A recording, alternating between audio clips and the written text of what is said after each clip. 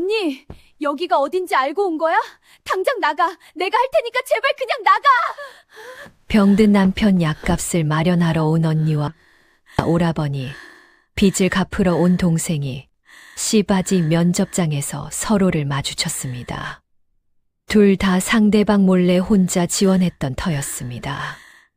동생이 울음을 터뜨리며 언니를 밀어내는 그 순간 박 씨 부인은 두 자매를 조용히 바라보다 입을 열었습니다. 둘 다 들어오너라. 그런데 본처가 자매를 함께 들인 데에는 두 사람이 끝내 짐작조차 못한 이유가 있었습니다. 구독과 좋아요를 눌러주시고 어디서 듣고 계신지 댓글에 남겨주세요. 그곳으로 사랑과 행복을 가득 담아 보내드리겠습니다. 자, 그럼 오늘도 감동적인 옛날 이야기 지금 바로 시작합니다. 옛날 옛적 경상도 어느 고을의 복례라는 여인이 살았습니다. 27살이었지요. 이목구비가 뚜렷하고 눈빛이 빠른 여인이었는데 혼이 난 지 4년이 되도록 살림은 나아지지 않았습니다. 남편 이서방은 본래 부지런한 사람이었지요.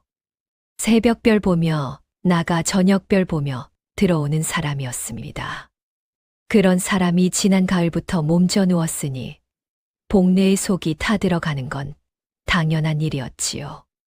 초가집 단칸방에 누운 이서방의 얼굴은 누렇게 떠 있었습니다. 숨을 들이쉴 때마다 가슴에서 가랑가랑 소리가 났지요. 복례는 아침마다 남편 이마에 손을 얹어보고 저녁마다 약첩을 다려 손수 떠먹였습니다. 그런데 이제는 다릴 약도 바닥이 났지요. 약방 주인이 한 달 전부터 외상을 끊었습니다. 더 이상 외상은 안 된다고 밀린 약값부터 가져오라고 했지요. 복례는 집안을 이 잡듯 뒤졌습니다.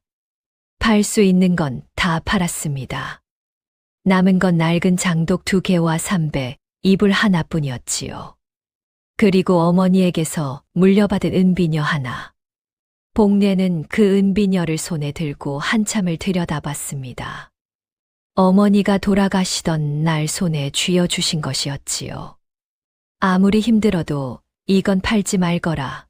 그런 말씀도 함께 주셨습니다. 복례는 입술을 꽉 깨물었습니다. 그러다 은비녀를 다시 머리에 꽂았지요. 팔 수 없었습니다. 그날 밤 이서방이 가느다랗게 눈을 떴습니다. 여보, 나 때문에 고생이 많소. 복례가 고개를 저었습니다. 무슨 말씀이에요? 어서 나으시면 되죠. 약값은 걱정 마세요. 제가 다 알아볼게요. 이서방이 더 말하려다 기침을 쏟아냈습니다. 복례가 등을 두드리며 눈물을 꾹 눌렀지요. 그 눈물이 볼을 타고 흘러내리는 것을 이서방이 보지 못하도록 고개를 돌렸습니다. 다음 날 아침 복례는 장터에 나갔습니다. 그리고 담장에 붙은 방을 발견했지요. 씨바지를 구한다. 건강한 여인이라면 누구든 지원할 수 있다. 한 명을 뽑는다. 옥동자를 낳는 여인에게 전답 5마지기와 은자 100냥을 내린다. 복례는 그 방 앞에서 한참 서 있었습니다. 지나가는 사람들이 힐끗힐끗 봤지요. 저것 봐. 최참판 댁씨바지 구한다는 방이래. 세상에, 전답 5마지기면 보통 조건이 아니지. 아무리 그래도 그 자리에 설 여인이 어딨겠어. 수군거리는 소리가 들렸습니다. 복례는 방에서 눈을 떼지 못했지요. 은자 100냥, 전답 5마지기. 그 돈이면 이서방의 약값을 치르고도 남았습니다. 한 해 먹고 살 양식도 마련할 수 있었지요. 복례가 천천히 걸음을 돌렸습니다. 어딘가를 향해 걷는 발걸음이 조금 무거웠지요. 그로부터 사흘 뒤 면접 날이었습니다. 최참판 댁 안채 대청에 박 씨 부인이 반듯하게 앉아 있었습니다. 쪽빛 저고리에 검정 치마, 은비녀 하나만 꽂은 차림이었지요. 표정이 없는 얼굴이었습니다. 눈만 살아서 들어오는 여인들을 하나씩 훑었지요. 오전 내내 여인들이 드나들었습니다. 울음을 터뜨리는 사람도 있었고 말을 제대로 잇지 못하는 사람도 있었지요. 박씨 부인은 짧게 묻고 고개를 저어 내보냈습니다. 복례가 들어온 건 점심 무렵이었습니다. 박씨 부인이 눈을 들었지요. 낡은 옥색 저고리를 입었지만 걸음이 흔들리지 않았습니다. 앉으라는 말에 무릎을 꿇고 반듯하게 앉았지요. 나이가 어떻게 되느냐? 27이옵니다. 아이를 낳아본 적이 있느냐? 없사옵니다. 몸의 병은? 없사옵니다. 왜 지원했느냐? 복례가 잠깐 무릎 위에 놓인 손을 내려다봤습니다. 그러다 고개를 들었지요. 서방님이 병이 깊사옵니다. 약값이 없어 이 자리에 섰습니다. 울지 않았습니다. 목소리도 떨리지 않았지요. 박씨 부인이 복례의 눈을 한참 들여다봤습니다. 빠르고 총명한 눈빛이었지요. 이미 이 집안을 훑고 있다는 게 느껴졌습니다. 부인은 속으로 생각했습니다. 영리한 여자다. 그래서 다루기 까다로울 수 있다. 그러나 쓸만하다. 물러가거라.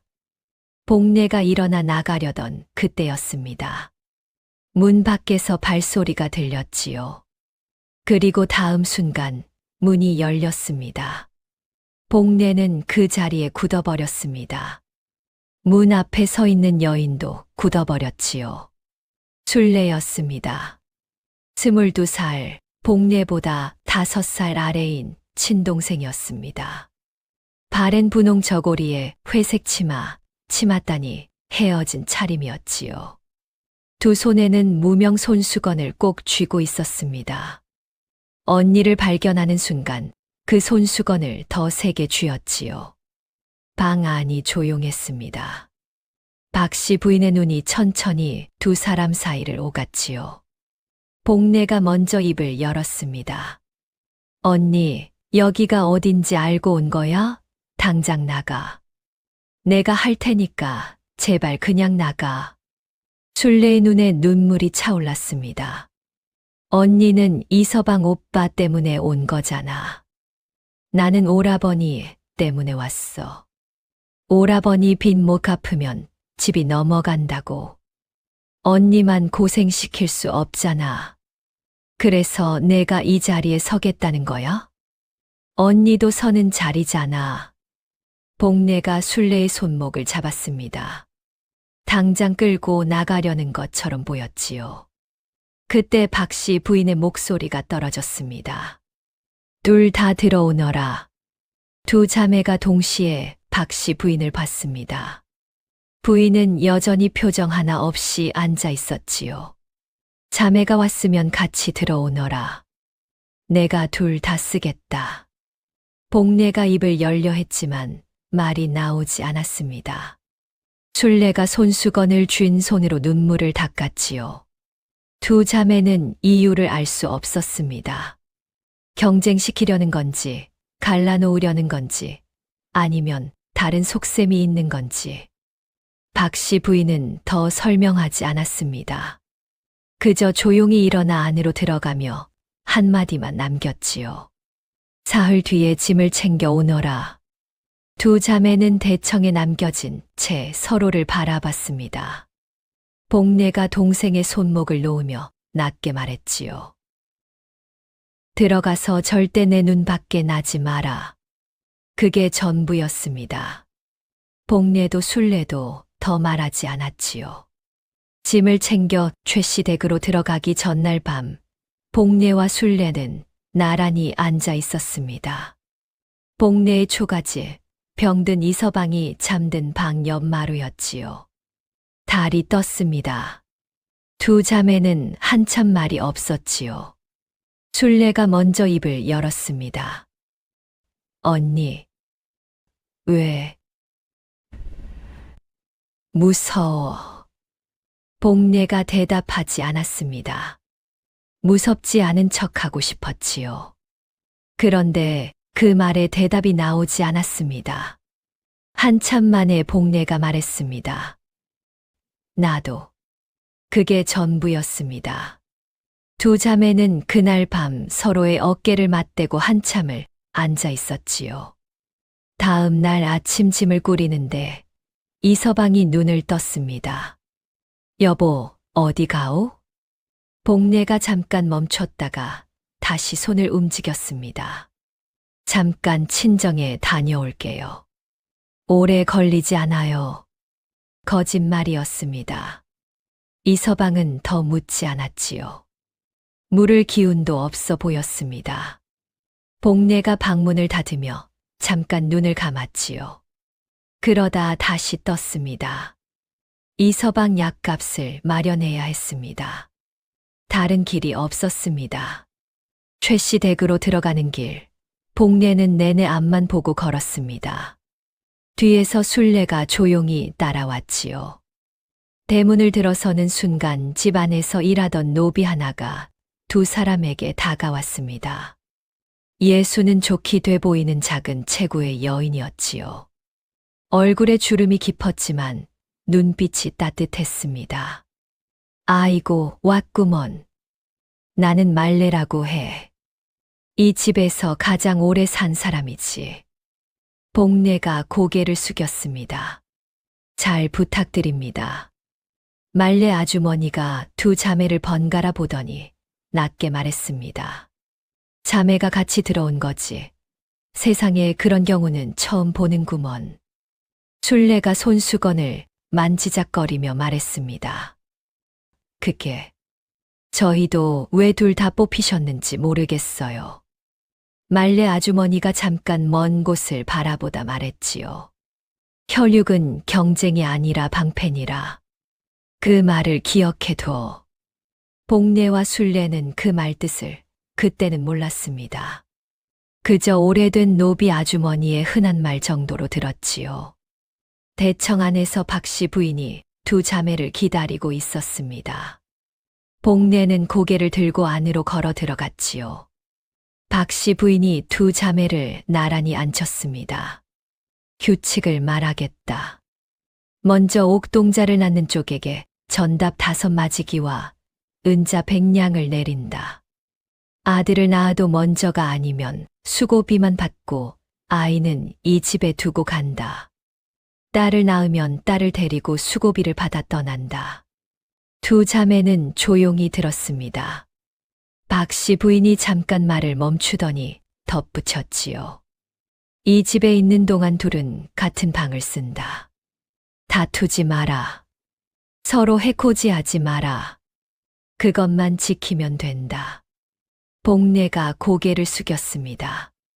알겠사옵니다. 순례도 따라 고개를 숙였지요. 박씨 부인이 일어나며 말했습니다.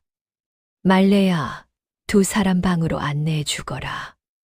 말레 아주머니가 두 자매를 데리고 안채 구석의 작은 방으로 들어갔습니다. 방은 깨끗하게 정돈돼 있었지요. 이불 두 채가 나란히 펴져 있었습니다. 순례가 방에 들어서자마자 주저앉았습니다. 두 손에 쥔 손수건을 가슴에 꼭 눌렀지요. 복례는 방 한가운데 서서 사방을 둘러봤습니다. 깨끗한 방이었지요. 낡은 초가보다 훨씬 넓고 따뜻해 보이는 방이었습니다. 그게 더 마음에 걸렸지요. 언니, 순례가 작게 불렀습니다. 왜 여기 오길 잘한 걸까? 복례가 대답하지 않았습니다. 그저 은비녀를 머리에서 빼내 손에 쥐었지요. 어머니가 쥐어주신 은비녀였습니다. 차갑고 단단한 감촉이 손바닥에 닿았지요. 잘한 건지 잘못한 건지 지금은 알 수 없었습니다. 다만 이서방이 살아야 했습니다. 박돌 오라버니의 집이 넘어가면 안 됐습니다. 그것만이 분명했지요. 복례는 은비녀를 다시 머리에 꽂았습니다. 그러고는 이불 위에 앉으며 말했지요. 잘 자. 그날 밤 두 자매는 나란히 누워 잠을 청했습니다. 쉽게 잠이 오지 않았지요.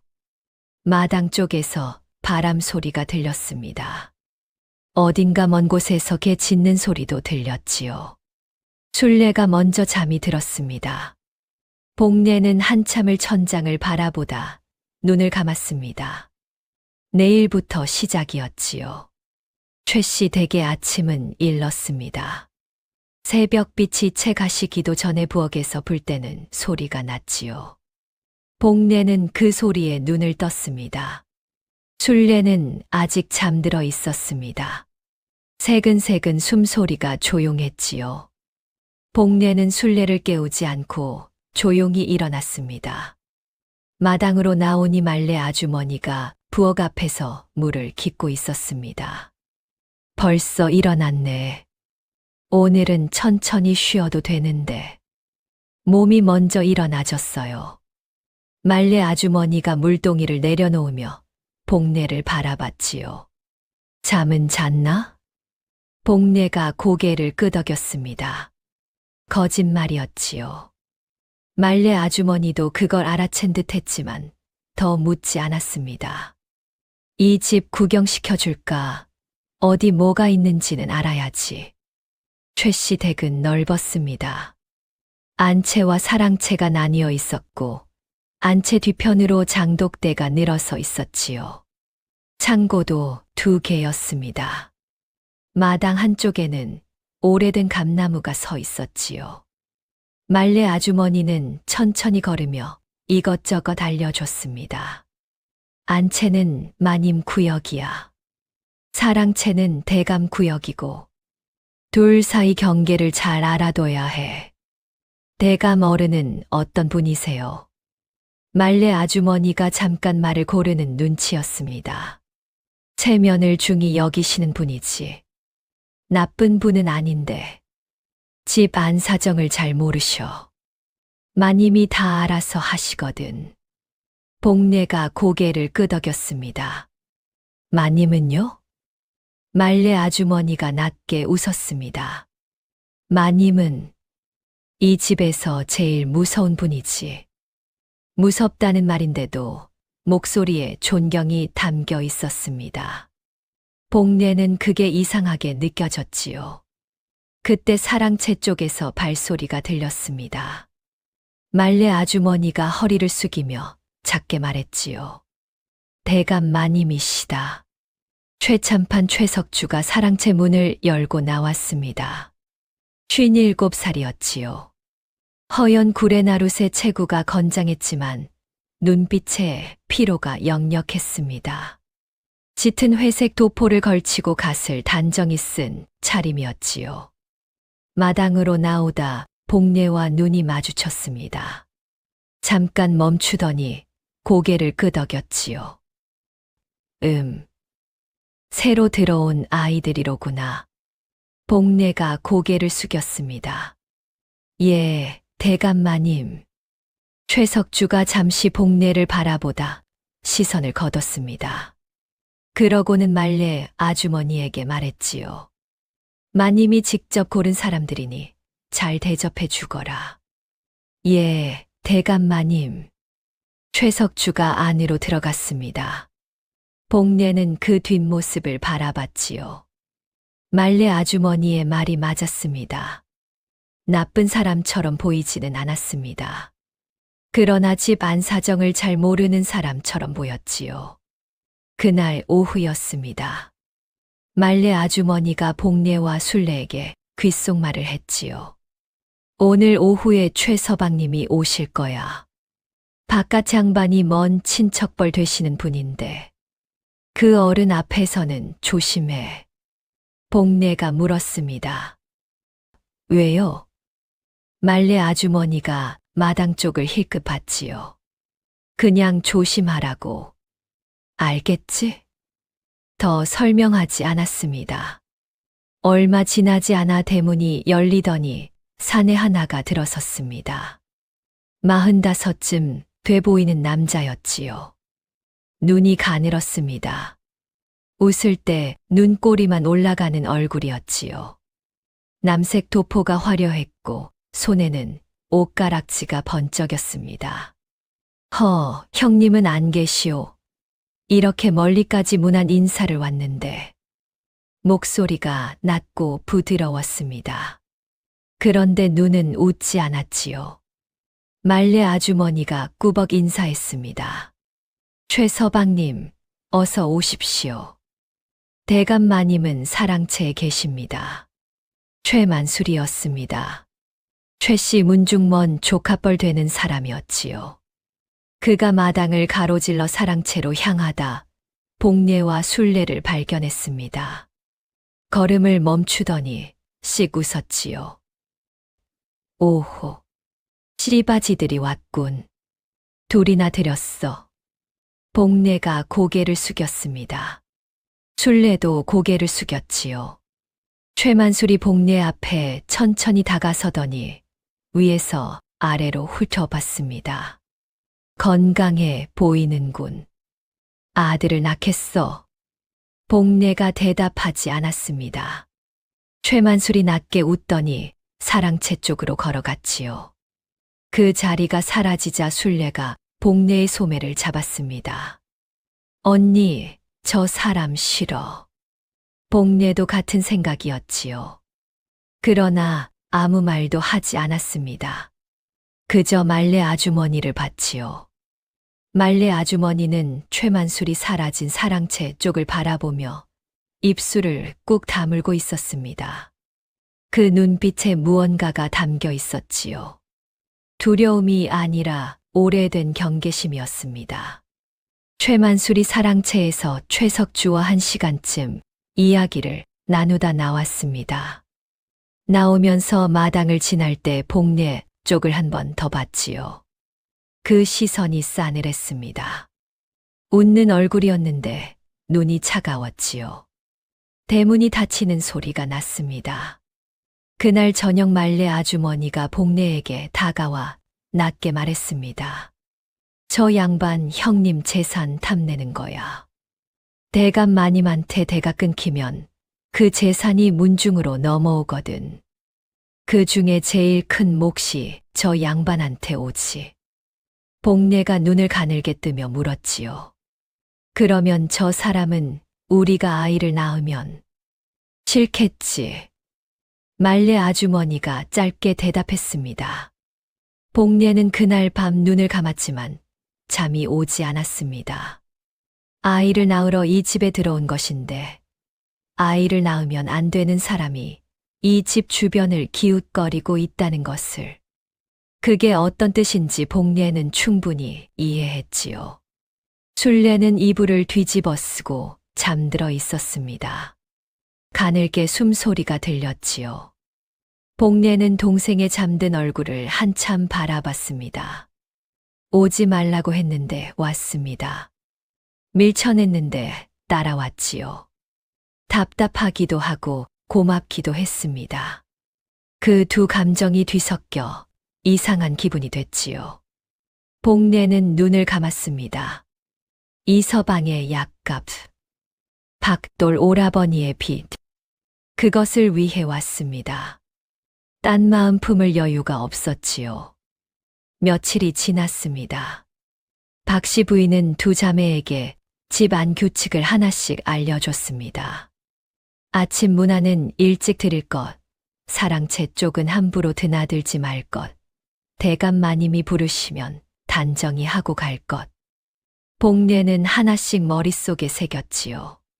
순례는 긴장해서인지 밥도 잘 못 먹었습니다. 박씨 부인은 두 자매를 대하는 태도가 늘 한결같았습니다. 따뜻하지도 않았지요. 그렇다고 차갑지도 않았습니다. 딱 필요한 만큼만 말하고 필요한 만큼만 받지요.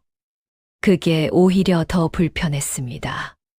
복례는 마님의 눈빛에서 무언가를 읽어내려 했지만 번번이 실패했지요. 닷새째 되는 날이었습니다. 복례가 아침 문안을 드리고 물러나는 길에 박씨 부인이 불렀지요. 복례야. 복례가 멈춰 섰습니다. 예, 마님. 내 서방은 어떠하냐? 복례가 잠깐 굳었습니다. 예상 못한 질문이었지요. 많이 아프사옵니다. 약은 아직 마련하지 못했사옵니다. 박씨 부인이 잠시 말이 없었습니다. 그러다 안으로 들어가더니 잠시 후 약첩 하나를 들고 나왔지요. 의원한테 받아둔 것이다. 폐에 좋은 약이니 다려 먹여라. 복례가 굳어 서 있었습니다. 마님, 어서 받아라. 복례가 두 손으로 받았습니다. 목이 먹먹해졌지요. 어떻게 감사의 말을 해야 할지 몰랐습니다. 마님, 이 은혜를. 은혜 같은 소리 마라. 박씨 부인이 잘라 말했습니다.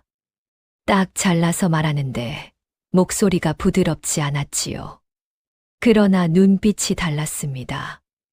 아주 짧은 순간 뭔가 다른 것이 스쳤지요.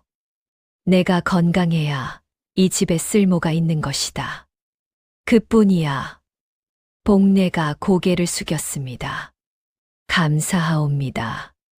방으로 돌아온 복례는 약첩을 손에 쥔 채 한참 앉아 있었습니다. 순례가 그걸 보고 물었지요. 뭐야, 그거? 마님이 주셨어.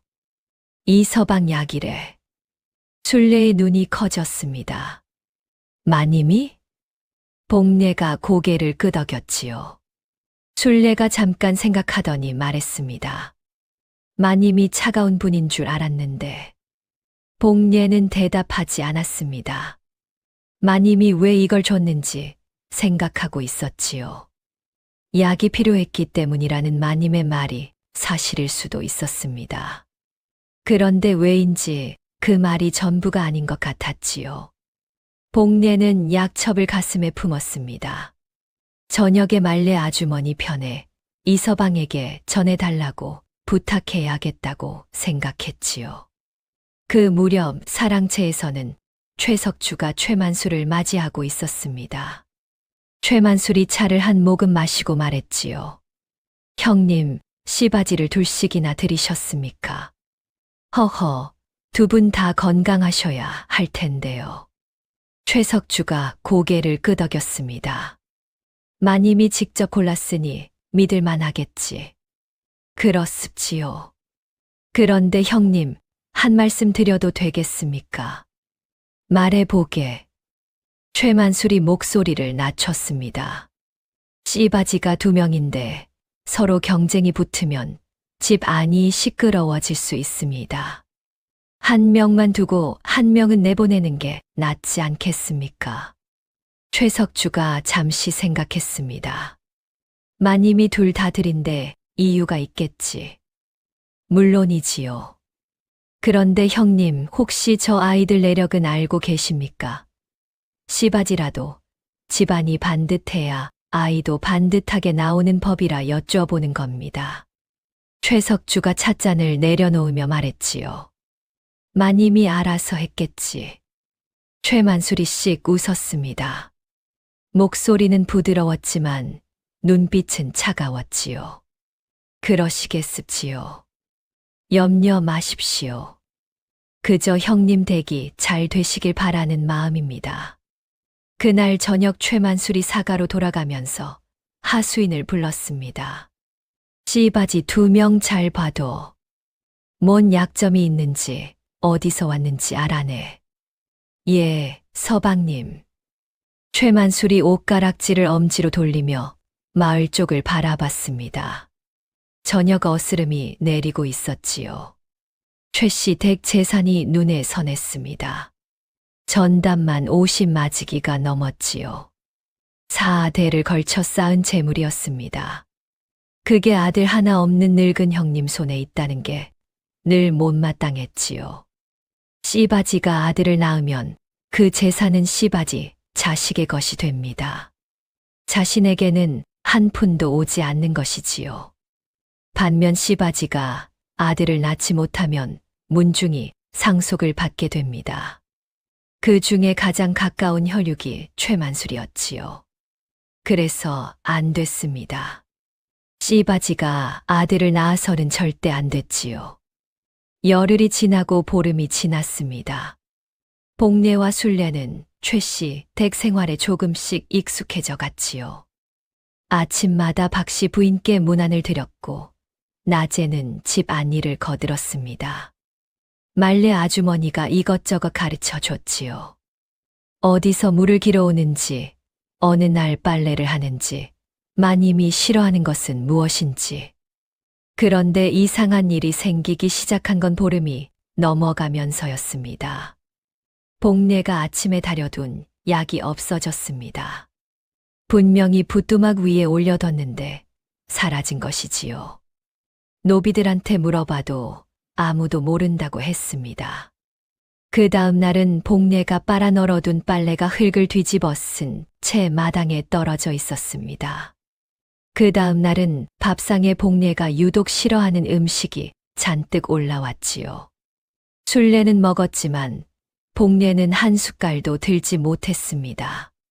복례는 말레 아주머니를 찾아갔습니다. 아주머니, 이상한 일이 잇따르고 있어요. 말레 아주머니가 눈빛을 가늘게 좁혔지요. 어떤 일들이? 복례가 하나씩 설명했습니다. 말레 아주머니가 듣다가 입술을 꾹 다물었지요. 그러더니 낮게 말했습니다. 집 안 노비 중에 최서방님 쪽 사람이 끼어 있는 거야. 눈 크게 뜨고 있어. 복례가 굳었습니다. 벌써부터요? 저 양반이 어떤 사람인지 이제 알겠지. 복례는 알 것 같았습니다. 최만술이 하수인을 시켜 두 자매를 괴롭히는 것이었지요. 직접 손을 대지 않으면서 두 사람을 지치게 만들고 건강을 해치게 만들고 마침내 이 집에서 쫓겨나게 만들 계획이었을 것입니다. 그런데 복례는 그 자리에서 물러나지 않았습니다. 그날 이후 복례는 다려둔 약을 자기 품에 품고 다녔습니다. 빨래도 눈에서 놓지 않았지요. 밥상에 이상한 음식이 올라오면 순례에게만 먹지 말라고 했습니다. 그러던 어느 날이었습니다. 박 씨 부인이 두 자매를 불렀습니다. 오늘부터 대감 마님께 문안을 드릴 시간이다. 복례와 순례가 나란히 사랑채로 향했지요. 복례의 발걸음은 천천히 무거웠습니다. 사랑채 문 앞에 서서 잠깐 숨을 들이쉬었지요. 여기서 돌아갈 수는 없었습니다. 이미 이 집 안으로 들어왔습니다. 이 집에서 아이를 낳아야 했지요. 이서방이 살아야 했습니다. 동생 순례의 앞날도 걸려 있었지요. 복례가 문을 열었습니다. 돌이킬 수 없는 결정이었습니다. 최석주는 사랑채에 앉아 책을 읽다가 두 자매를 바라봤습니다. 말이 없는 사람이었지요. 복례가 고개를 숙이자 순례도 따라 숙였습니다. 앉아라. 두 자매가 앉았습니다. 최석주가 복례를 받지요. 이름이 뭐냐? 복례이옵니다. 동생은? 순례가 고개를 숙였습니다. 순례이옵니다. 최석주가 잠시 두 자매를 바라봤습니다. 그러다 눈을 들어 먼 곳을 봤지요. 자매가 같이 들어온 건 처음 보는 일이로구나. 마님이 뜻이 있어 한 일이겠지. 복례가 조용히 말했습니다. 마님 뜻을 거스르지 않겠사옵니다. 최석주가 천천히 고개를 끄덕였지요. 고생이 많겠다. 딱 그 말이었습니다. 어색하지도 않았고 친근하지도 않았지요. 그냥 담담하게 그 말만 했습니다. 복례는 그 말에서 이 사람의 성품을 짐작했지요. 나쁜 사람은 아닌 것 같았습니다. 다만 집 안 사정을 잘 모르고 마님에게 기대는 사람이었지요. 그날 밤 순례가 복례에게 물었습니다. 언니, 대감 마님은 어떤 것 같았어? 복례가 잠시 생각했지요. 나쁘지 않은 분이셔. 그럼 마님은? 복례가 입을 다물었습니다. 무서운 분, 날카로운 분, 속을 알 수 없는 분. 그런데 약첩을 줬습니다. 그 약첩 하나로 이서방이 조금 나아지고 있다는 말을 말레 아주머니 편에 들었지요. 코끝이 시큰해졌습니다. 알 수 없는 분이야. 순례가 이불을 끌어당기며 말했습니다. 언니, 왜? 우리 꼭 해내자. 복례가 천장을 바라봤습니다. 그래. 그 한마디가 전부였지요. 그러나 두 자매 모두 그 한마디 안에 얼마나 많은 것이 담겼는지 알고 있었습니다. 최만술의 방해는 계속됐습니다. 어느 날은 복례가 마셔야 할 탕약에 무언가가 섞였습니다. 냄새가 이상했지요. 복례는 한 모금 마시다 뱉었습니다. 속이 울렁거렸지요. 말레 아주머니를 불러 보여줬습니다. 말레 아주머니가 냄새를 맡더니 얼굴이 굳었지요. 개사리를 탔어. 먹었으면 배탈이 심하게 났을 거야. 복례가 입술을 꽉 깨물었습니다. 그날 저녁 복례는 순례를 불렀지요. 순례야. 왜? 저 사람 우리를 이 집에서 쫓아내려고 작정했어. 순례가 굳었습니다. 어떻게?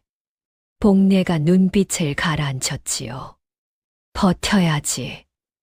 쫓겨나면 이서방도 오라버니도 다 끝이야. 순례가 고개를 끄덕였습니다. 두 손으로 손수건을 꼭 쥐었지요. 나 절대 안 쫓겨날 거야. 복례가 동생을 바라봤습니다. 열인 줄 알았는데 눈빛이 단단했지요. 5살 차이 동생이지만 이 순간만큼은 같은 사람처럼 보였습니다. 복례가 고개를 끄덕였지요. 그래. 우리 같이 버텨. 그것이 두 자매가 처음으로 같은 편이 되는 순간이었습니다. 경쟁이 아니라 한 편이 되는 순간이었지요. 그들이 그것을 알아챘는지는 알 수 없었습니다. 다만 그날 밤 두 자매는 처음으로 서로의 이야기를 했지요. 이서방 이야기, 박돌 오라버니 이야기, 어머니 이야기. 달이 기울어질 때까지 이야기를 나누다 잠이 들었습니다. 복례의 손에는 어머니에게서 물려받은 은비녀가 쥐어져 있었지요. 한 달이 지났습니다. 두 자매가 최씨 댁에 들어온 지 정확히 한 달째 되는 날이었지요. 박씨 부인이 두 자매를 불러 앉혔습니다. 둘 다 몸 상태는 어떠하냐? 복례가 대답했습니다. 별 탈 없사옵니다. 박씨 부인이 눈을 들어 복례를 봤습니다. 잠시 말이 없었지요. 약을 먹지 않은 날이 있더구나. 복례가 굳었습니다. 탕약에서 이상한 냄새가 났사옵니다. 박씨 부인의 눈빛이 달라졌지요. 뭔가를 이미 알고 있는 눈빛이었습니다. 누가 손을 댔는지 알겠느냐? 복례가 잠깐 망설였습니다. 최만술이라고 말해도 되는지 몰랐지요. 증거가 없었습니다. 추측만 있었지요. 확실히는 모르겠사옵니다. 박씨 부인이 고개를 끄덕였습니다. 잘 대답했다. 무슨 뜻인지 알 수 없는 말이었지요. 박씨 부인이 일어나며 말했습니다. 앞으로 탕약은 내가 직접 확인하겠다. 그리고 한 가지 더. 복례와 순례가 눈을 들었지요. 이 집 안에서 일어나는 일은 이 집 안에서만 말해라. 바깥 사람한테 떠드는 것은 그만다. 예, 마님. 두 자매가 나란히 고개를 숙였습니다. 복례는 방으로 돌아오면서 생각했지요. 마님이 알고 있었습니다. 탕약에 손이 탔다는 것을. 그리고 그게 누구의 짓인지도 어쩌면 알고 있을 것이었습니다. 그런데 직접 나서지 않고 복례에게 물었지요. 왜일까요? 말레 아주머니한테 물어보려다 그만뒀습니다. 아직은 때가 아닌 것 같았지요. 순례가 복례 곁으로 바짝 다가왔습니다. 언니, 마님이 우리 편인 거야? 복례가 잠시 생각했지요. 아직 모르겠어. 그런데 적은 아닌 것 같아. 그것만으로도 충분했습니다. 지금은 그것만으로도 충분했지요. 말레 아주머니와 두 자매의 관계는 그 무렵부터 달라지기 시작했습니다. 말레 아주머니는 본래 과묵한 사람이었지요. 필요한 말만 하고 남의 일에 끼어들지 않는 사람이었습니다. 그런데 두 자매가 들어온 뒤로는 조금 달랐지요. 빨래를 함께 하면서 이야기를 나눴고 저녁 밥상을 물리고 나서 마루에 나란히 앉아 달을 보기도 했습니다. 어느 날 저녁이었지요. 말레 아주머니가 순례 옆에 앉아서 조용히 물었습니다. 손수건을 왜 항상 들고 다니느냐? 순례가 손에 쥔 무명 손수건을 내려다봤습니다. 어머니가 주신 거예요. 울고 싶을 때 이걸 주면 참을 수 있거든요. 말레 아주머니가 잠시 눈을 감았다가 떴지요. 그래. 나도 그런 것 하나 있었는데. 뭔데요? 오래전에 잃어버렸지. 순례가 잠깐 생각하더니 방으로 들어갔습니다. 그러다 작은 노스의 놀이개 하나를 들고 나왔지요. 오래되어 빛이 바랬지만 단단한 물건이었습니다. 이거 드릴게요. 어머니한테 받은 건 아니지만 제가 제일 아끼는 거예요. 말레 아주머니가 눈을 크게 떴지요. 아니다. 내 것인데. 아주머니한테 드리면 제 것이기도 한 거잖아요. 말레 아주머니가 그 놀이개를 한참 들여다봤습니다. 눈시울이 붉어졌지요. 그러다 조용히 품에 넣었습니다. 고맙다, 얘야. 그날부터 말레 아주머니는 두 자매에게 이 집의 이야기를 조금씩 꺼내놓기 시작했지요. 내가 이 집에 들어온 게 20살 때야. 그러니까 벌써 40년 가까이 됐지. 복례가 눈을 크게 떴습니다. 그러면 마님 혼인하시기 전부터요? 그럼. 마님이 이 집에 시집 오실 때 내가 여기 있었지. 그 뒤로 쭉 봤어. 마님이 얼마나 고생하셨는지. 순례가 조용히 물었습니다. 아이를 못 낳으셔서요? 말레 아주머니가 고개를 끄덕였지요. 그것뿐이겠어. 문중 어른들 눈치, 하인들 수군거림, 대감 마님 눈빛. 다 혼자 감당하셨거든. 단 한 번도 남한테 힘들다는 말 하신 적 없어. 복례가 조용히 듣고 있었습니다. 마님의 모습이 눈앞에 그려지는 것 같았지요. 30년을 그렇게 견디셨다니. 마님이 왜 표정이 없는지 알 것 같았습니다. 최서방님은요? 말레 아주머니의 눈빛이 달라졌습니다. 조금 날카로워졌지요. 그 양반은 15살 때 처음 이 집에 왔어. 대감 마님이 돌아가신 형님 아들이라고 걷어주셨거든. 공부도 시켜주시고 과거도 보게 해주셨지. 그런데 그게 아니야. 제 뱃속에 뭘 품고 있었는지. 복례가 물었습니다. 언제부터 재산을 탐냈어요? 대감 마님이 50이 넘고 아들 소식이 없다는 게 확실해진 뒤부터지. 문중회의 때마다 상속 얘기를 슬쩍슬쩍 꺼내더군. 마님이 그걸 다 알고 계셔. 복례가 생각에 잠겼습니다. 마님이 우리를 둘 다 뽑은 게 그것 때문일까요? 말레 아주머니가 복례를 바라봤지요. 글쎄, 마님 속은 마님만 아시지. 그것이 비스토리의 씨앗이었습니다. 말레 아주머니가 조금씩 심어주는 이야기들이었지요. 그 무렵 두 자매의 경쟁도 본격적으로 시작됐습니다. 겉으로는 사이좋게 지내면서도 속으로는 서로를 의식했지요. 복례는 대감의 눈에 들려고 애썼고 순례는 마님의 마음을 얻으려 했습니다. 서로 다른 방향을 공략하는 셈이었지요. 복례가 먼저 작은 기회를 만들었습니다. 하루는 사랑채 앞마당에서 최석주가 책을 읽다가 졸더니 그만 책을 떨어뜨렸지요. 복례가 지나가다 그 책을 집어들었습니다. 최석주가 눈을 떴지요.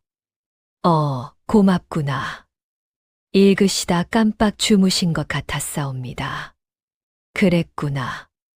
오늘은 날이 따뜻하니 졸음이 오더구먼. 복례가 책을 돌려드리며 말했습니다. 어떤 책이옵니까? 최석주가 잠깐 놀란 눈치였지요. 씨바지가 책에 관심을 보이거라 생각 못했던 것 같았습니다. 맹자다. 읽어본 적 있느냐? 글을 배운 적은 있사옵니다. 완전히 읽지는 못했지만 최석주가 잠시 복례를 바라보더니 책을 내밀었습니다. 이 부분이 좋더구나. 읽어보겠느냐? 복례가 책을 받아들었지요. 목소리가 떨리지 않도록 숨을 고르고 천천히 읽었습니다. 정확하지는 않았지만 또박또박했지요. 최석주가 듣다가 고개를 끄덕였습니다. 글을 좀 아는구나. 부끄럽사옵니다. 부끄러울 것 없다. 좋은 것이다. 그날 이후 최석주가 복례를 부를 때 눈빛이 조금 달랐습니다. 그냥 씨바지로만 보는 눈빛이 아니었지요. 순례는 다른 방법을 썼습니다. 마님이 병이 있어서 가끔 손가락이 굳는다는 것을 알았지요. 순례는 밤마다 약초를 빻아 찜질 주머니를 만들었습니다. 박씨 부인의 방문 앞에 살짝 놓아두고 왔지요. 누가 뒀는지 말하지 않았습니다. 다음 날 박씨 부인이 순례를 불렀습니다. 찜질 주머니를 내가 뒀느냐? 순례가 고개를 숙였습니다. 예, 마님. 손가락이 시리실까봐. 박씨 부인이 잠시 아무 말도 하지 않았습니다. 그러다 말했지요. 내일도 만들어 오너라. 거절하지 않았습니다. 받아들인 것이었지요. 그날 밤 복례가 순례에게 말했습니다. 마님이 받으셨어. 순례가 고개를 끄덕였지요. 뭐라고 하셨어? 내일도 만들어 오라고. 복례가 잠시 순례를 바라봤습니다. 기특하다는 말이 목까지 올라왔지요. 그런데 그 말을 하면 안 될 것 같았습니다. 우리는 경쟁 중이니까요. 복례가 그냥 등을 돌렸지요. 잘 됐네. 짧은 말이었지만 순례는 알아들었을 겁니다. 그것이 복례식 칭찬이라는 것을. 두 자매는 서로 경쟁하면서도 조금씩 가까워지고 있었습니다. 말하지 않아도 아는 것들이 쌓여갔지요. 복례가 밥을 남기면 순례가 말없이 더 챙겨줬습니다. 순례가 무서운 꿈을 꾸면 복례가 등을 두드려줬지요. 그리고 두 달이 지났습니다. 어느 날 아침 순례가 복례를 흔들어 깨웠지요. 언니. 복례가 눈을 비볐습니다. 왜? 순례의 얼굴이 달아올라 있었습니다. 몸이 이상한 것 같아. 복례가 벌떡 일어나 앉았지요. 두 자매의 눈이 마주쳤습니다. 복례는 한참 동생을 바라봤지요. 설마. 그런데 설마가 아닐 수도 있었습니다. 의원을 불러야겠다. 의원이 다녀갔습니다. 진맥을 하고 나서 웃으며 말했지요. 아이가 들어선 것 같습니다. 순례가 입을 틀어 막았습니다. 복례는 굳어 서 있었지요. 기쁜 건지 복잡한 건지 알 수 없었습니다. 동생이 먼저였습니다. 전답 5 맞이기와 은자 100냥은 순례의 것이 될지도 몰랐지요. 복례는 방으로 들어가 문을 닫았습니다. 이상하게도 눈물이 나려 했지요. 한참 있다가 문이 열렸습니다. 순례가 들어왔지요. 언니. 복례가 대답하지 않았습니다. 언니, 미안해. 복례가 벽을 바라본 채 말했지요. 왜 미안해? 잘 됐잖아. 언니도 원했잖아. 나는 괜찮아. 거짓말이었습니다. 그런데 동생에게 솔직하게 말할 수 없었지요. 복례는 은비녀를 꺼내 손에 쥐었습니다. 차가운 감촉이 손바닥에 닿았지요. 어머니. 복례는 속으로 불렀습니다. 저 지금 어떻게 해야 해요? 순례가 복례 옆에 와서 앉았습니다. 아무 말도 하지 않고 그냥 옆에 앉았지요. 한참을 그렇게 있다가 순례가 말했습니다. 언니가 먼저 낳으면 좋겠어. 나는 다음이어도 돼. 복례가 굳었지요. 그런 소리 마라. 아이는 낳아야 낳는 거야. 그래도가 어딨어. 내가 낳으면 내 거야. 그게 규칙이야. 순례가 고개를 숙였습니다. 그러다 작게 말했지요. 나는 언니가 이 집에서 빈손으로 나가는 게 싫어. 복례가 천장을 바라봤습니다. 눈이 뜨거워지는 걸 억지로 눌렀지요. 그런 걱정하지 마. 내 배만 잘 지켜. 그것이 복례가 할 수 있는 가장 솔직한 말이었습니다. 그날 박씨 부인이 순례의 임신 소식을 들었지요. 그런데 이상하게도 박씨 부인의 표정이 기쁘지 않았습니다. 기쁜 소식인데도 무언가를 더 생각하는 눈빛이었지요. 말레 아주머니가 그 표정을 보고 복례에게 귀띔했습니다. 마님이 뭔가 더 걱정하시는 게 있어. 아마 최 서방님 쪽을 신경 쓰시는 거겠지. 복례가 눈을 가늘게 뜨며 물었습니다. 순례가 임신했으니 저 사람이 더 적극적으로 나올 거라는 거죠. 말레 아주머니가 고개를 끄덕였지요. 가장 위험한 때가 이제부터야. 복례는 그 말을 가슴에 새겼습니다. 동생의 배를 지켜야 했지요. 아이를 낳을 때까지 지켜야 했습니다. 그것이 지금 자신이 할 수 있는 가장 중요한 일이었지요. 그날 밤 복례는 결심했습니다. 경쟁을 이기는 것보다 더 중요한 게 생겼지요.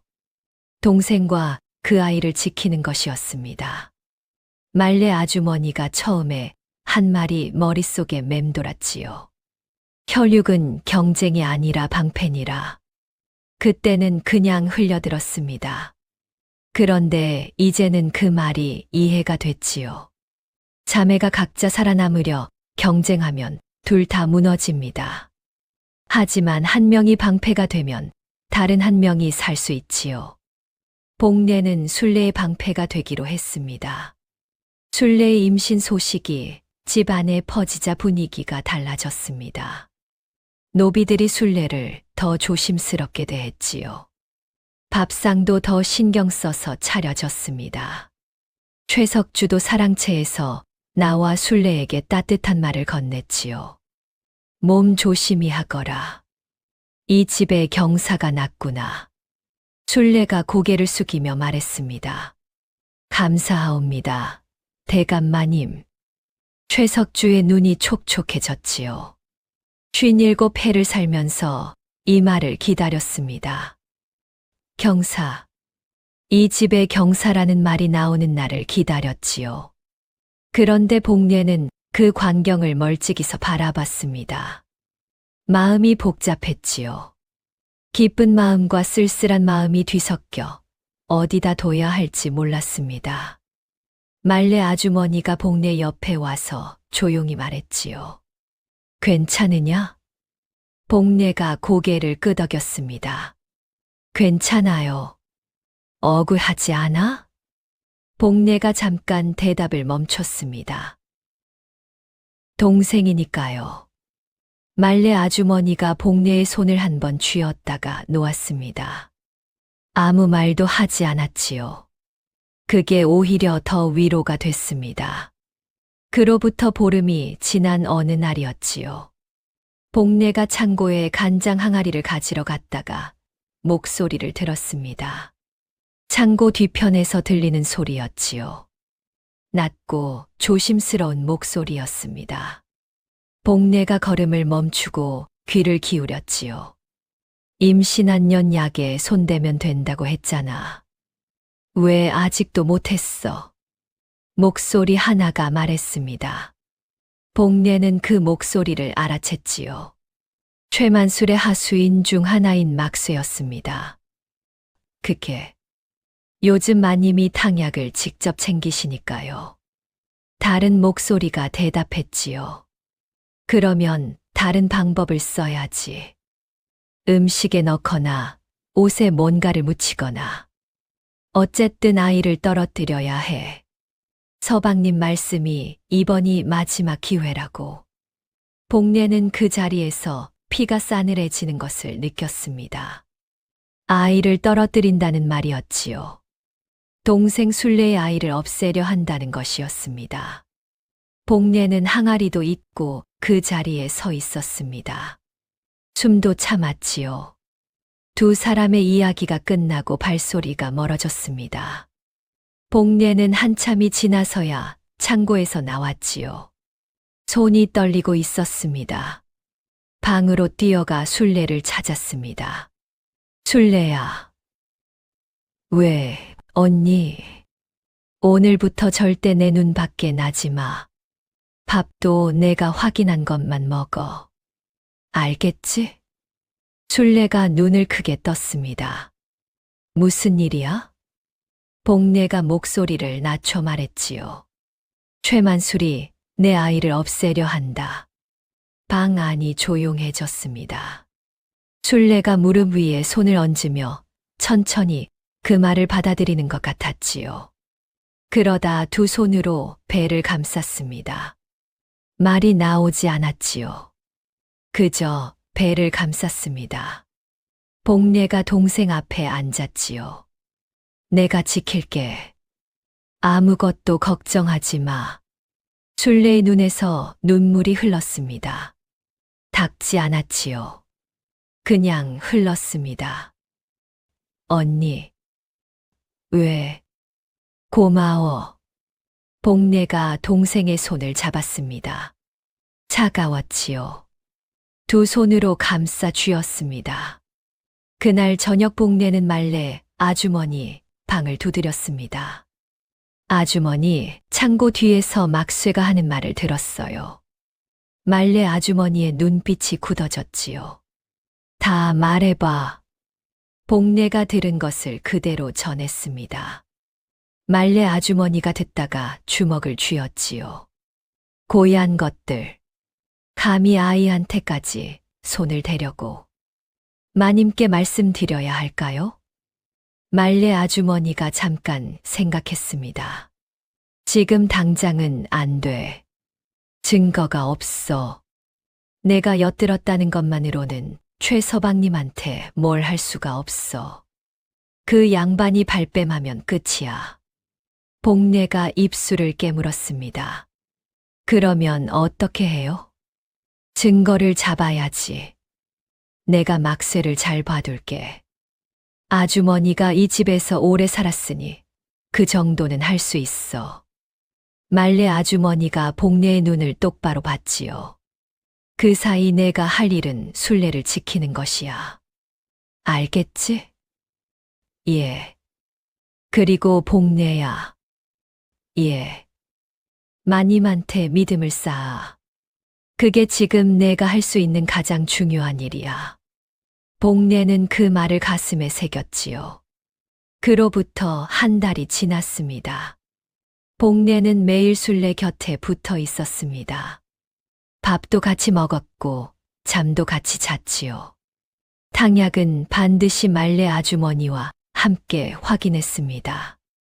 밥상은 노비들 눈앞에서 받아서 바로 먹었지요.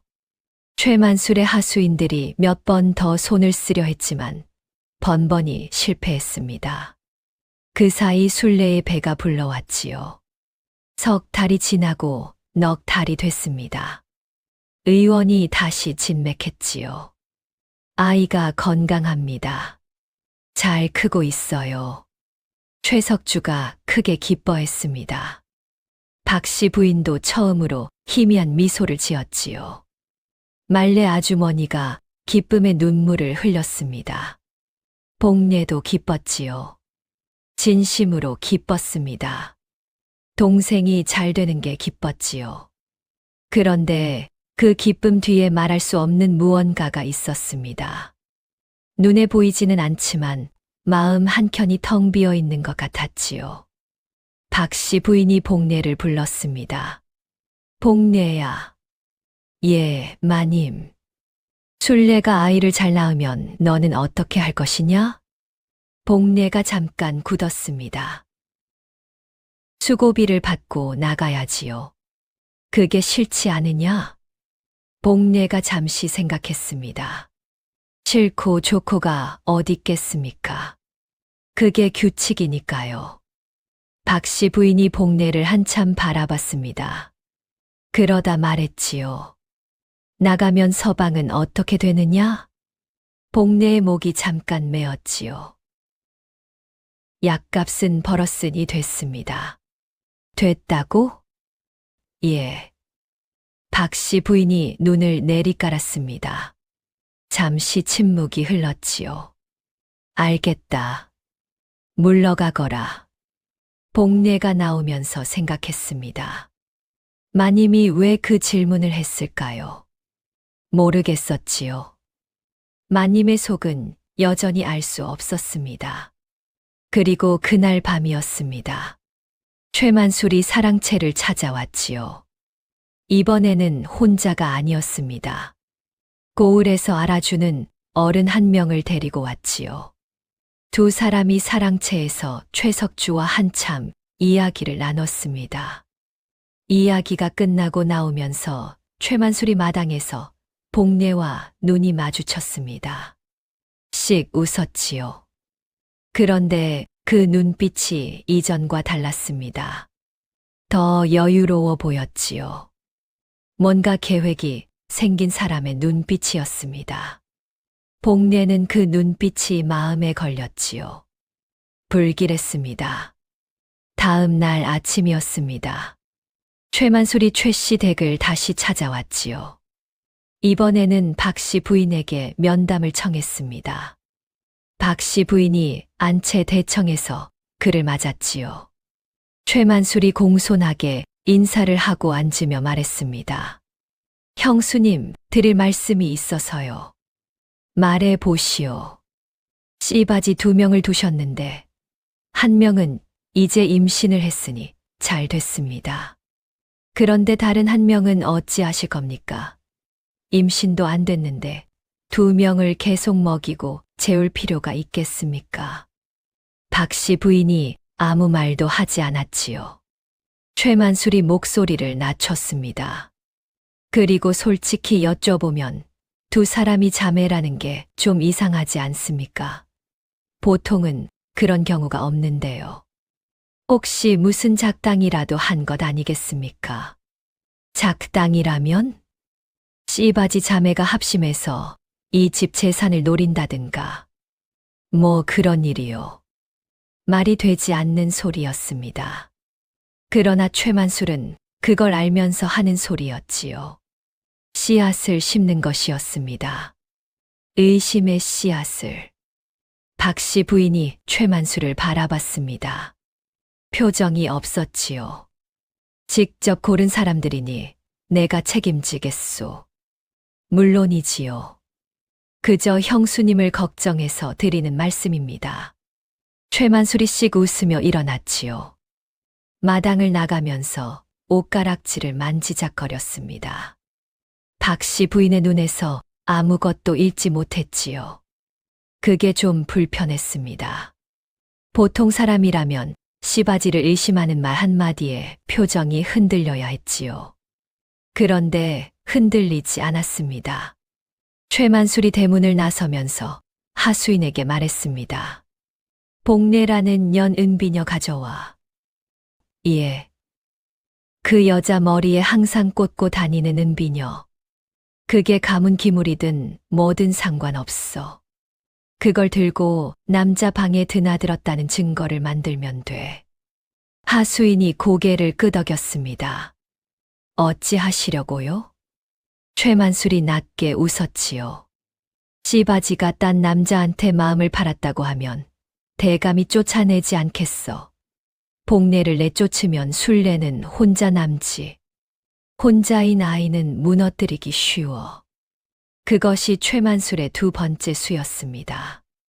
복례를 먼저 없애고 그 다음 순례와 아이를 처리하는 것이었지요. 그 계획이 사흘 만에 실행됐습니다. 노비 하나가 대감 앞에 꿇어 엎드려 고했습니다. 대감 마님, 드릴 말씀이 있사옵니다. 복례 씨바지가 사흘째 밤마다 몰래 대문을 빠져나가는 것을 봤사옵니다. 최석주의 얼굴이 굳었지요. 뭐라고? 그리고 어제 새벽 마을 사내와 은비녀를 주고받는 것을 목격했사옵니다. 그 말을 복례는 마당 끝에서 들었습니다. 은비녀를 사내와 주고받았다는 말을. 거짓말이었습니다. 복례는 그 은비녀를 한 번도 머리에서 뺀 적이 없었지요. 어머니의 유품이었으니까요. 그런데 은비녀가 머리에 없었습니다. 복례가 손으로 머리를 더듬었지요. 없었습니다. 언제 사라진 건지 몰랐습니다. 그제 밤 분명히 꽂고 잤는데 오늘 아침에는 확인하지 못했지요. 최석주가 복례를 불렀습니다. 복례야. 복례가 나아갔습니다. 이 노비가 하는 말이 사실이냐? 복례가 고개를 들었습니다. 아니옵니다. 저는 이 집에 들어온 후 단 한 번도 대문 밖에 나간 적이 없사옵니다. 그러면 은비녀는? 복례가 잠깐 굳었지요. 빼앗겼사옵니다. 빼앗겼다고? 어젯밤 자다가 없어진 것입니다. 누군가 제가 자는 사이에 가져간 것이옵니다. 노비가 끼어들었습니다. 대감마님, 변명이옵니다. 소인이 직접 두 눈으로 봤사옵니다. 최석주의 눈이 복례에게 향했습니다. 믿고 싶지 않은 눈빛이었지요. 그러나 동시에 흔들리는 눈빛이었습니다. 복례는 그 눈빛을 읽었지요. 대감이 자신을 믿지 않을 수도 있겠다는 것을. 그것이 절망의 시작이었습니다. 최석주가 복례를 바라봤습니다. 목소리가 낮아졌지요. 복례야, 나는 너를 믿고 싶다. 그런데 은비녀가 없어진 것은 사실이고 이 노비가 봤다고 하는 것도 사실이다. 내가 해명해 보아라. 복례가 똑바로 섰습니다. 대감마님, 저는 결백하옵니다. 이 집에 들어온 건 남편 약값 때문이었습니다. 그 밖에 일을 할 여유도 뜻도 없사옵니다. 그러면 은비녀는? 제가 자는 사이에 누군가 가져갔사옵니다. 제 것이 아닌 사람 손에 들어가 저를 모함하는 데 쓰인 것이옵니다. 노비가 다시 끼어들었지요. 대감마님, 저 여인이 거짓말을 하고 있사옵니다. 소인이 두 눈으로 직접. 닥쳐라. 갑자기 안채 쪽에서 목소리가 들렸습니다. 박씨 부인이었지요. 언제 나왔는지 마당 끝에 서 있었습니다. 노비가 굳어버렸지요. 박씨 부인이 천천히 걸어왔습니다. 내가 두 눈으로 봤다고. 어느 쪽 눈으로 봤느냐? 그 시각에 너는 부엌에 있었어. 나는 그것을 알고 있다. 노비의 얼굴이 하얗게 질렸습니다. 마님. 어느 분 부탁으로 이런 짓을 하느냐? 노비가 입을 떼지 못했습니다. 박씨 부인이 노비를 바라보다가 최석주를 봤지요. 영감. 최석주가 부인을 봤습니다. 복내는 결백하오. 이 노비를 당장 쫓아내시오. 최석주가 잠깐 망설이더니 고개를 끄덕였지요. 알겠소. 노비가 끌려 나갔습니다. 복내는 그 자리에 선 채 박씨 부인을 바라봤지요. 박씨 부인은 복내를 보지 않고 안채로 들어갔습니다. 아무 말도 하지 않았지요. 그저 복내를 지켜준 것이었습니다. 복내의 눈이 뜨거워졌습니다. 마님이 왜 그런 건지 여전히 몰랐습니다. 그러나 그날 복내는 확실히 알게 됐지요. 마님이 자신을 버리지 않는다는 것을. 그런데 최만술은 거기서 멈추지 않았습니다. 이틀 뒤였습니다. 이번에는 더 강한 술을 꺼냈지요. 최석주를 찾아와 조용히 말했습니다. 형님, 말씀드리기 조심스럽지만 술래가 낳을 아이가 진짜 형님 자식인지 어떻게 확신하십니까? 최석주의 얼굴이 굳었지요. 그게 무슨 말이오? 씨바지 자매 중 언니가 밤마다 외간 남자를 만났다는 것은 이미 밝혀진 이야기가 아닙니까? 그 언니가 동생과 짜고 동생도 같은 짓을 했을 가능성이. 증거가 있소. 최만술이 멈추지 않았지요. 형님, 저는 그저 형님의 가문을 걱정하는 겁니다. 씨바지 아이라고 해도 피가 맞아야 가문이 이어지는 것이지요. 만약 아이가 딴 피라면 형님 가문은 오히려. 그만하시오. 최석주의 목소리가 낮아졌습니다. 최만술이 공손하게 고개를 숙였지요. 네, 형님. 그저 걱정이 돼서요. 그날 저녁 최석주가 박씨 부인을 찾아왔습니다. 오래간만의 일이었지요. 최석주가 조심스럽게 물었습니다. 여보, 만수리가 하는 말이 마음에 걸리는구려. 박씨 부인이 바느질을 멈추지 않았지요. 어떤 말이오? 술래 아이가 정말 내 아이가 맞겠지. 바느질 손이 멈췄습니다. 박씨 부인이 천천히 고개를 들어 최석주를 바라봤지요. 영감이 직접 봐온 일이지 않소. 최석주가 굳었습니다. 그야. 그렇지만 만수리가 왜 그 말을 하는지 생각해 보시오. 최석주가 잠시 아무 말도 하지 않았습니다. 박씨 부인이 다시 바느질을 시작하며 말했지요. 그 사람이 걱정하는 건 형님 가문이 아니오. 자기 주머니지. 최석주가 한참 있다가 일어났습니다. 알겠소. 그러나 그 말을 하는 최석주의 눈빛이 완전히 믿는 눈빛은 아니었지요. 씨앗은 이미 심어졌습니다. 의심의 씨앗은 한 번 심어지면 잘 뽑히지 않는 법이지요. 그리고 나흘이 지난 날이었습니다. 복례가 아침에 마당에 나왔다가 말레 아주머니가 없다는 것을 알아챘지요. 부엌에도 없었고 장독대 쪽에도 없었습니다. 노비들한테 물었지만 아무도 몰랐지요. 오후가 돼서야 말레 아주머니가 나타났습니다. 얼굴이 창백했지요. 아주머니, 어디 있었어요? 말레 아주머니가 복례를 데리고 방으로 들어갔습니다. 문을 닫더니 낮게 말했지요. 막쇠를 잡았어. 복례가 눈을 크게 떴습니다. 증거를요? 막쇠가 탕약에 손댄 것, 은비녀를 빼돌린 것, 최서방님한테 돈을 받은 것 전부 다 막쇠 입으로 털어놨어. 어떡해요? 말레 아주머니가 품에서 술래의 무명 손수건을 꺼냈습니다. 이게 막쇠 방에서 나왔거든. 막쇠가 어디서 이게 생겼겠어. 술래 것인데. 은비녀를 훔칠 때 같이 들고 간 거야. 들이밀었더니 그냥 다 불었어. 복례가 그 손수건을 바라봤습니다. 술래의 것이었지요. 막쇠가 은비녀를 훔치러 방에 들어갔을 때 손에 잡히는 대로 챙겨간 것이 분명했습니다. 말레 아주머니가 막쇠방에서 그것을 찾아낸 것이었지요. 그러나 문제가 있었지요.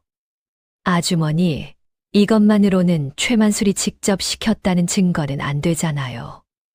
말레 아주머니가 고개를 끄덕였습니다. 맞아. 그래서 막쇠를 그냥 풀어줬어. 복례가 눈을 가늘게 떴지요. 왜요? 막쇠를 잡으면 최 서방님이 알게 돼. 그러면 증거를 없애고 딴 사람을 써. 잡은 척 안 잡은 척 해야 최 서방님이 방심하지. 복례가 말레 아주머니를 바라봤습니다. 이 사람이 오래 이 집에 있었던 이유를 알 것 같았지요.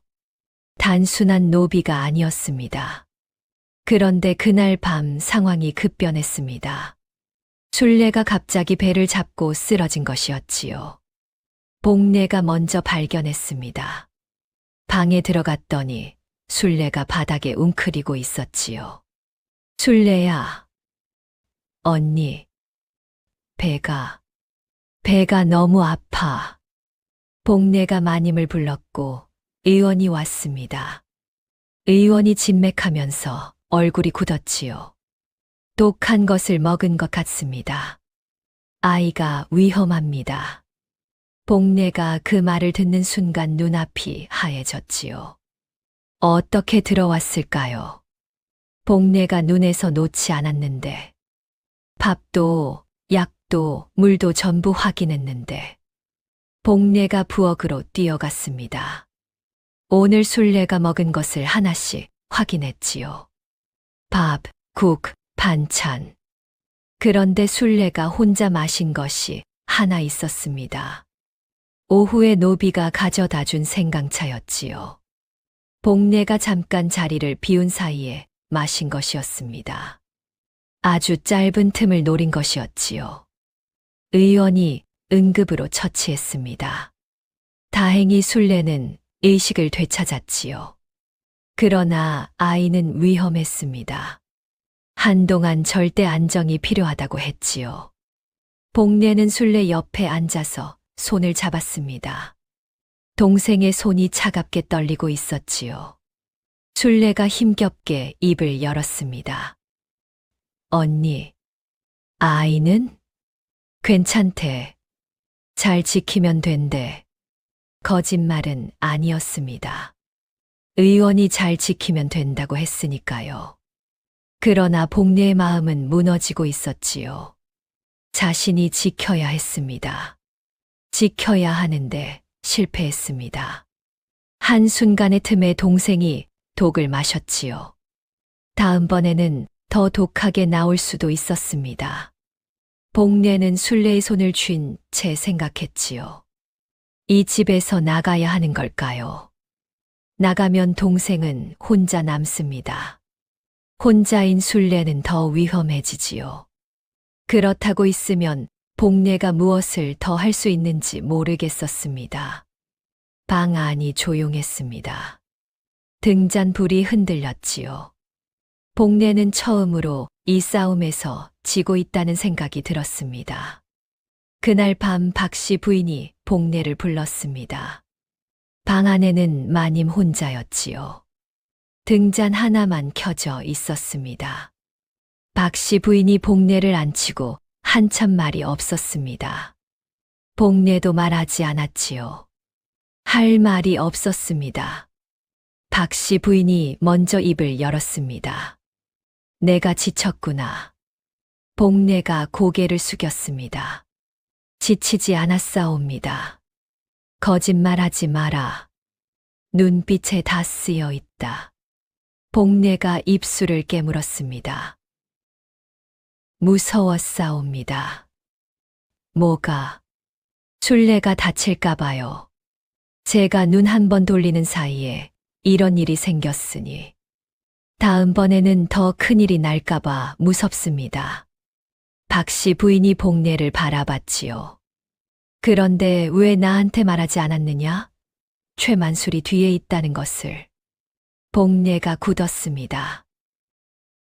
증거가 없었사옵니다. 증거는? 말레 아주머니가 막쇠에게서 자백을 받았사옵니다. 그런데 최만술이 직접 시켰다는 것을 증명할 서증이 없어서 박 씨 부인이 고개를 끄덕였지요. 잘했다. 복례가 눈을 들었습니다. 증거 없이 섣불리 말했다가 저 사람이 빠져나가면 더 큰 화가 됩니다. 내가 그것을 알고 참은 거지. 예. 박 씨 부인이 잠시 눈을 감았다가 떴지요. 이제 내가 나서겠다. 복례가 숨을 참았습니다. 어떻게 하시렵니까? 막쇠를 쓰면 돼. 막쇠가 자백한 내용을 문서로 받아내야 해. 내가 도울 수 있느냐? 복례가 고개를 들었습니다. 예, 마님. 무엇이든 하겠사옵니다. 박 씨 부인이 복례를 한참 바라봤지요. 그러다 말했습니다. 복례야. 예. 이 집에 들어올 때 두려웠겠지. 동생과 같이 들어오게 됐을 때는 더 당황했겠지. 복례가 고개를 끄덕였습니다. 그런데 너는 도망가지 않았다. 동생 옆을 지켰지. 제가 해야 할 일이었사옵니다. 박 씨 부인이 짧게 웃었습니다. 복례가 이 집에 들어온 이후 처음 보는 웃음이었지요. 내가 그것을 해야 할 일이라고 아는 사람이라서 내가 둘 다 뽑은 것이다. 복례가 굳었습니다. 마님, 혈육은 경쟁이 아니라 방패라고. 말레가 그 말을 했겠지. 내가 시킨 말이야. 복례의 가슴이 쿵 내려앉았습니다. 처음부터 아셨던 겁니까? 자매가 왔다는 것을? 면접 전에 이미 알았다. 같은 동네에서 온 두 여인이 자매라는 건 어렵지 않게 알 수 있지. 복례가 숨을 들이쉬었지요. 그러면 왜 둘 다 뽑으셨습니까? 박 씨 부인이 대답했습니다. 최만수리 씨 바지를 방해할 거라는 것을 나는 오래전부터 알고 있었다. 혼자인 씨 바지는 무너지기 쉽지. 그러나 서로를 지키려는 자매는 다르다. 복례가 그 말을 받아들이는데 시간이 좀 걸렸습니다. 마님이 자매를 이용한 것이 아니었습니다. 방패로 세운 것이었지요. 자신들을 지키기 위해서. 눈물이 나려 했지만 참았습니다. 복례는 참는 사람이었지요. 박 씨 부인이 일어나며 말했습니다. 내일 막쇠를 내 앞에 데려와라. 내가 직접 묻겠다. 예, 마님. 복례가 일어나 문 쪽으로 걸어갔습니다. 그때 박 씨 부인이 불렀지요. 복례야. 예. 은비녀는 찾아주마. 복례가 돌아봤습니다. 박 씨 부인은 이미 등잔 쪽으로 몸을 돌리고 있었지요. 복례가 문을 닫고 나왔습니다. 마당에 달이 밝았지요. 복례는 그 달을 잠깐 바라봤습니다. 마님이 나선다고 했습니다. 그것만으로도 지금은 충분했지요. 복례는 숨을 길게 내쉬었습니다. 그래도 잠은 오지 않을 것 같았지요. 복례는 그날 밤 오래도록 잠을 이루지 못했습니다. 술래는 의원이 놔준 약을 먹고 겨우 잠이 들어 있었지요. 가슴이 살짝 오르내리는 것이 보였습니다. 복례는 그 숨소리를 듣다가 천장을 바라봤지요. 마님이 나선다고 했습니다. 그러면 내일은 달라질 것이었지요. 그런데도 잠이 오지 않았습니다. 몸이 긴장을 놓지 못하는 것이었지요. 너무 오래 버텨온 탓이었습니다. 어머니, 속으로 불렀습니다. 저 제대로 하고 있는 건가요? 동생은 독을 마셨습니다.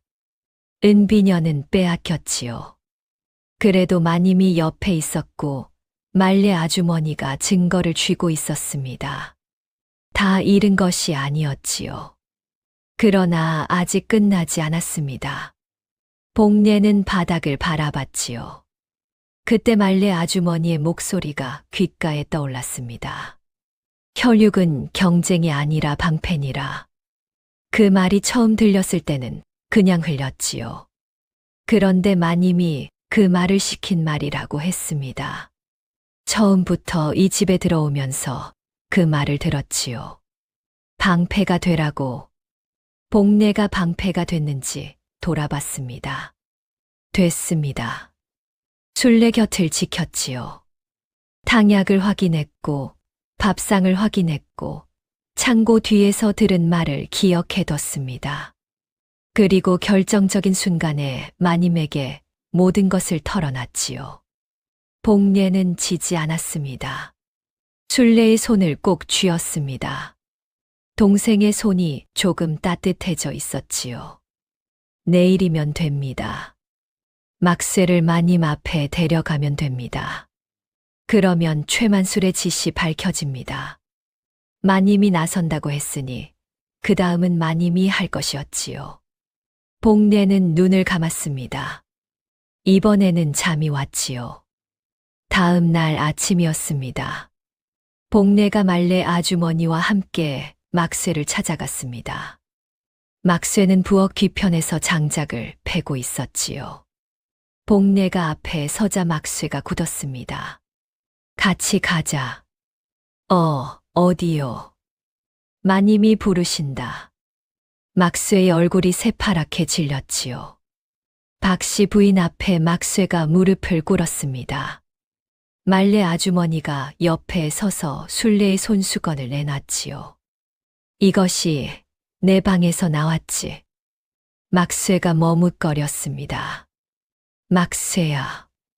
박씨 부인의 목소리가 낮아졌지요. 이 집에서 오래 살고 싶으면 사실대로 말해라.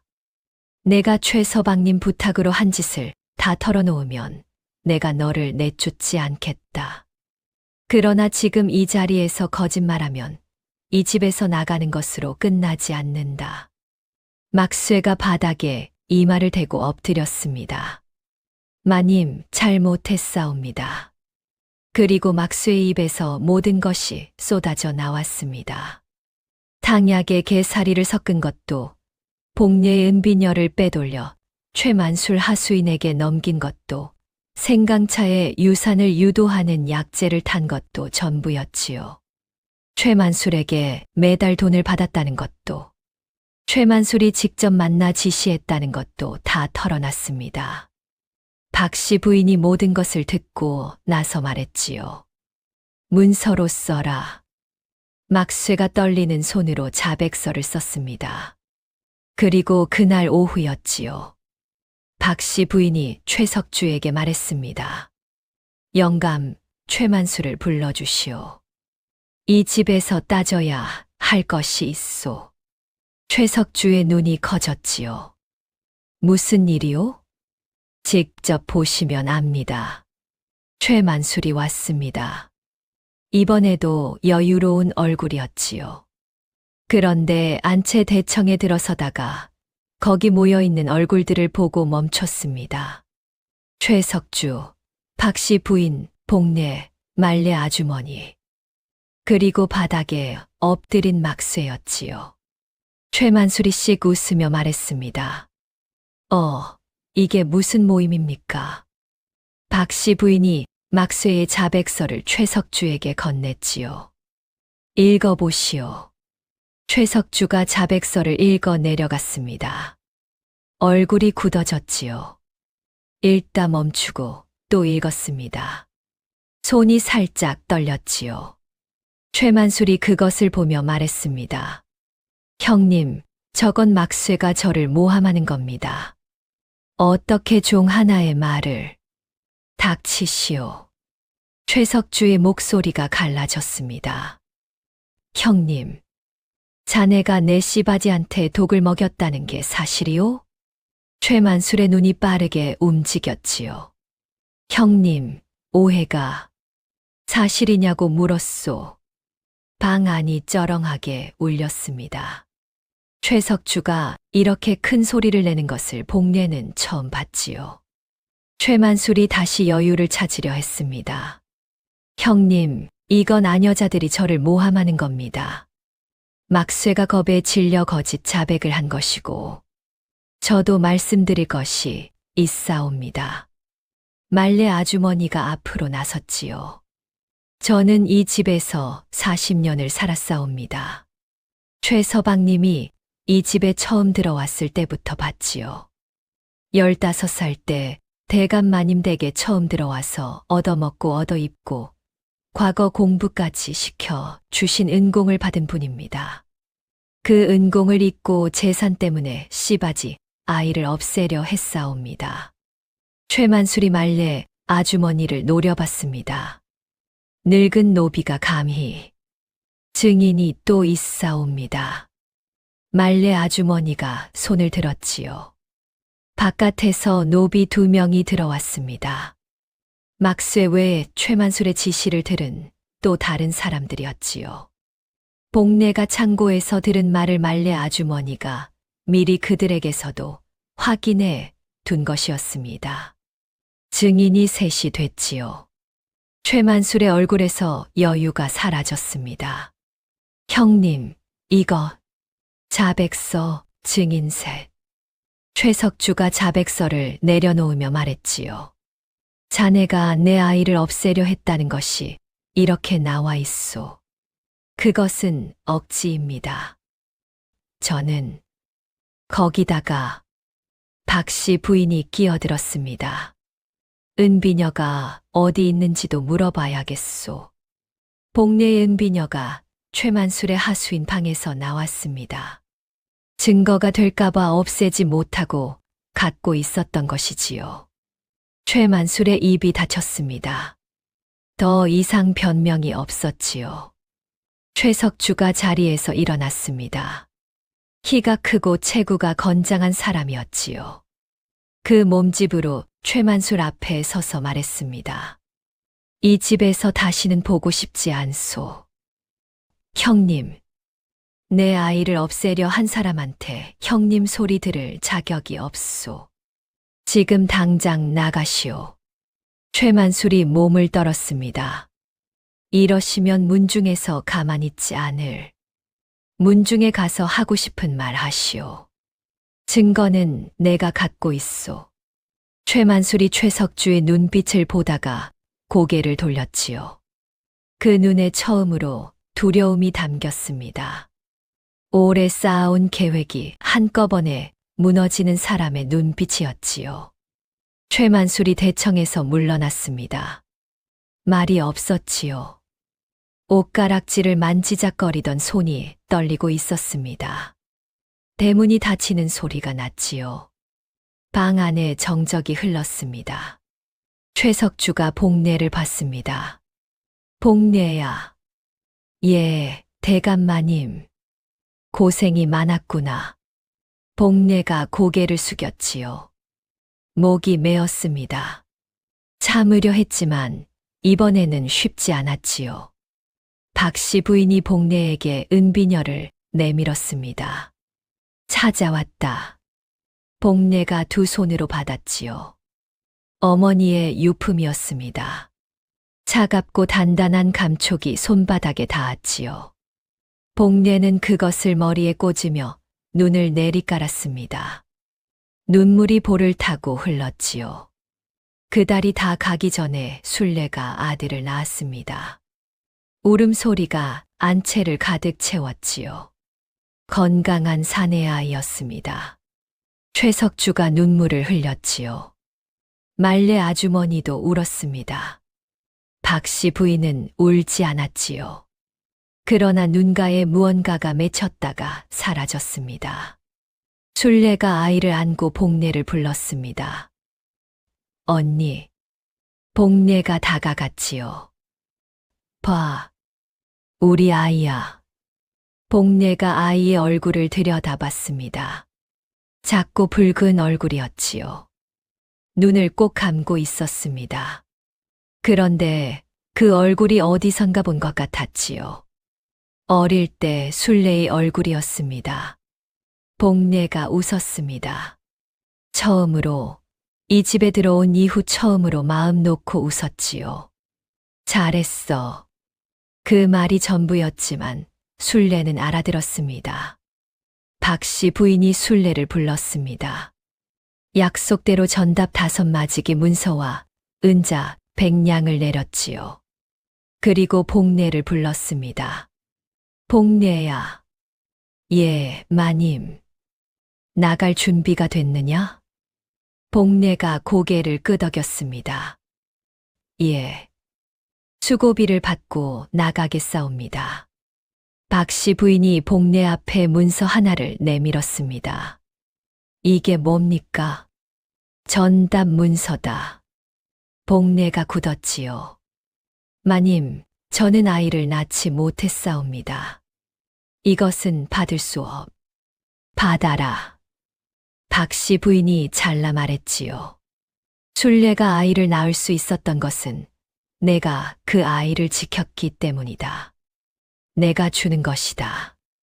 받아라. 복례가 그 문서를 바라봤습니다. 손이 떨렸지요. 마님.